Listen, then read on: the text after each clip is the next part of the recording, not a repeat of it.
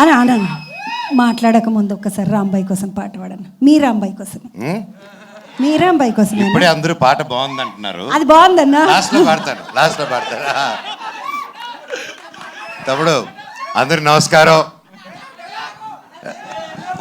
రే ఎలికి మామూడా ఉండు.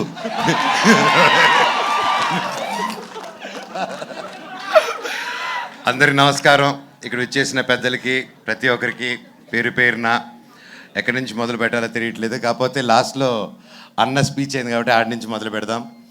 అన్న, ఈ ప్రపంచంలో గొప్ప పేద డిఫరెన్స్ క్యాస్టా రిలీజనా లేనిది ఒక ప్రేమ ఒకటే. దాన్ని కూడా ఒక సెక్షన్లో పడేయి కదా.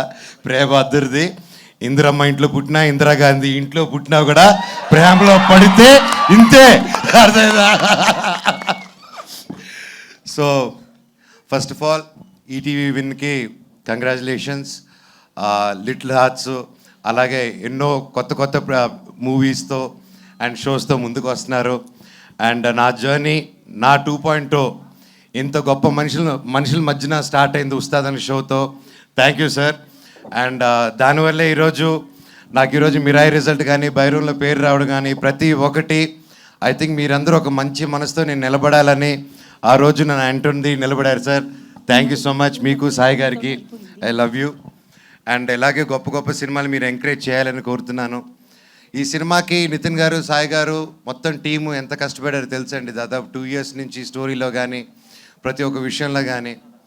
ఇది ఒక పల్లెటూరులో జరిగిన ఒక జరగకూడదని ఒక ఇన్సిడెంట్ జరిగింది. అండ్ లిటిల్ హార్ట్స్ అని ఎంత హ్యాపీ, ఒక small light hearted and beautiful film తీసుకొచ్చారో, అలాగే ఇది కూడా అలాగే లైట్ మూమెంట్స్తో వెళ్తూ ఒక హెవీ ఎమోషన్ ఉన్న మూవీ. అండ్ అది నేను చెప్పలేకపోతున్నాను ఇప్పుడు, ఎందుకంటే దీని గురించి ఆ పాయింట్ గురించి ఎక్కువ మాట్లాడాలి. ఈ సినిమా ఖచ్చితంగా బ్లాక్ బస్టర్ హిట్ అవుతుంది, పెద్ద విజయం అవుతుంది, అన్ని అవార్డ్స్ వస్తాయి. అండ్ సక్సెస్ మీట్కి వచ్చి నేను ఈ ఇష్యూ మీద చాలా మాట్లాడాలనుకుంటున్నాను. ఆ రోజు వచ్చి మాట్లాడతాను. అండ్ ప్రొడ్యూసర్స్ గారికి, ప్రతి ఒక్కరికి, నందిపాటి గారికి, బన్నీవాస్ గారికి, ప్రతి ఒక్కరికి, each and every one, music director గారికి, లిరిక్స్ గారికి, ప్రతి ఒక్కరికి సారీ పేరు పేరున. తమ్ముడు ఆల్ ది వెరీ బెస్ట్. ఇరగ తీసావు నువ్వు ఏమ్మా. You also did a very good job. God bless you.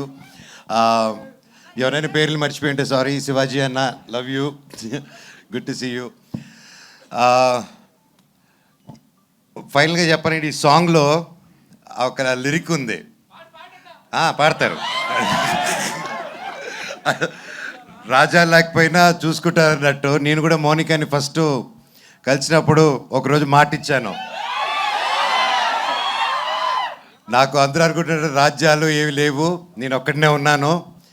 And సినిమాలు కూడా చేయట్లేదు ఇప్పుడు, కానీ ఖచ్చితంగా చేస్తాను. పని అయితే చేస్తాను, కష్టమైనా పడతాను, ఒకరు మోసం చేయను, జీవితాంతం నిన్ను చూసుకుంటాను, నన్ను నమ్ముంటావా అన్నాను. ఈరోజు ఒకటికి అలాగే నమ్ముంది. Thank you. జీవితాంతం ఉంటుందని కోరుతున్నా. అండ్ ఏంటంటే ప్రతి ఒక్కరికి మనల్ని నమ్ముకొని వచ్చిన వాళ్ళ కోసం నిలబడాలి. అది ఎవరైనా సరే, అది మన కోసం మనల్ని నమ్ముకొని, ఒక ఫ్రెండ్ అయినా, ఒక బ్రదర్ అయినా, వైఫ్ అయినా, ఎవరైనా నమ్ముకొని వచ్చారంటే జీవితంలో ఎంతో కష్టం చూసుకొని ఒకరు నమ్ముకొని ఆదుకుంటారని వస్తారు. అలాంటి వాళ్ళు చేయని వదలకండి జీవితంలో. శివుడు ఎక్కడో ఉండడు. అహం బ్రహ్మాస్మి అనే సినిమా తీయాలనుకుంది, అదే చెప్దాం అనుకున్నాను. దేవుడు ఎక్కడ ఉండడండి, ఒకరి కోసం నిలబడినప్పుడు మీరే అహం బ్రహ్మాస్మి, మీరే దేవుడిలాగా మారుతారు.